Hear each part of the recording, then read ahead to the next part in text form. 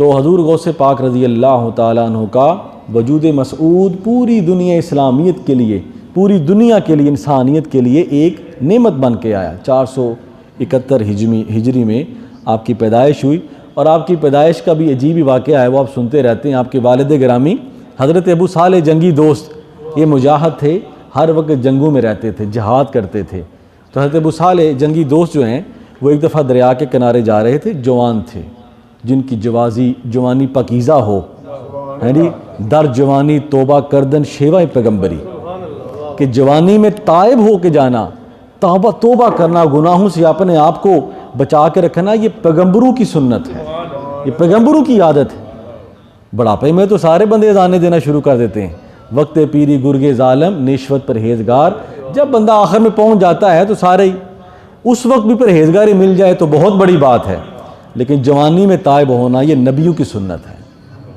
تو اللہ تعالیٰ، حضرت ابو صالح جنگی دوست دریا کے کنارے جا رہے ہیں، ایک سیب آیا، آپ نے وہ سیب کھایا تو ذہن میں خیال آیا کہ بغیر مالک کی اجازت کے میں نے سیب کھا لیا۔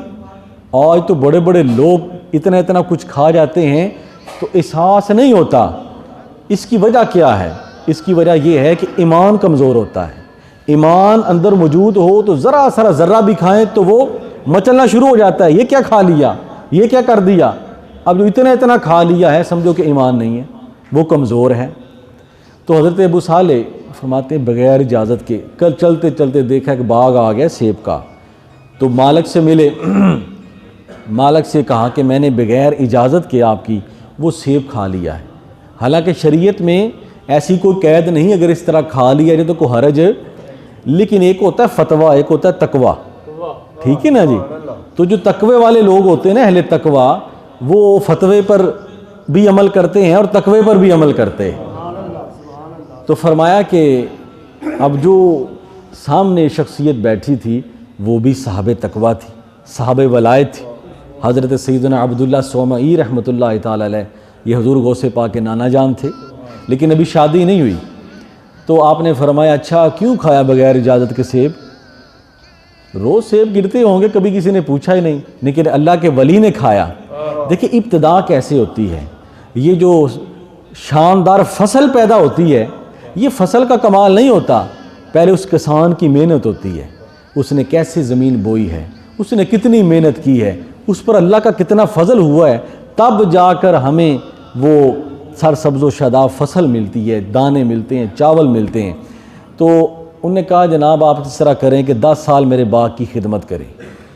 تب جا کر 10 سال لگے رہے، مالی کا کام کرتے رہے، اور یہ کوئی چھوٹی بات نہیں ہے، ایک سیب کی قیمت 10 سال، 10 سال کیوں؟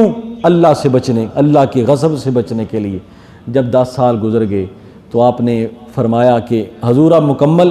فرمایا نہیں، ایک بیٹی ہے، اس کے ساتھ آپ کی شادی کرنی ہے، گونگی ہے، بہری ہے، اندھی ہے، اپاہج ہے، معذور ہے۔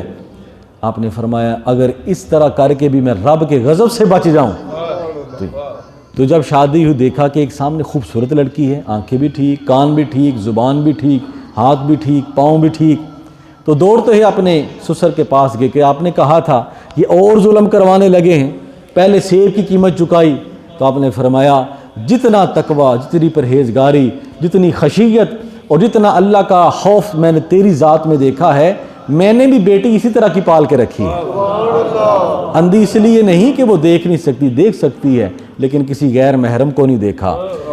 کانوں سے معذور اس لیے نہیں کہ وہ سن نہیں سکتی، سن سکتی ہے لیکن اس نے کبھی کسی غیر کے ذکر کو سنا ہی نہیں ہے۔ تو فرمایا وہی تیرے لئے۔ تو یہ وہ فصل تیار ہوئی تو اللہ پاک نے حضرت شیخ عبد القادر جیلانی رحمۃ اللہ تعالی جیسا فرزند عطا فرمایا۔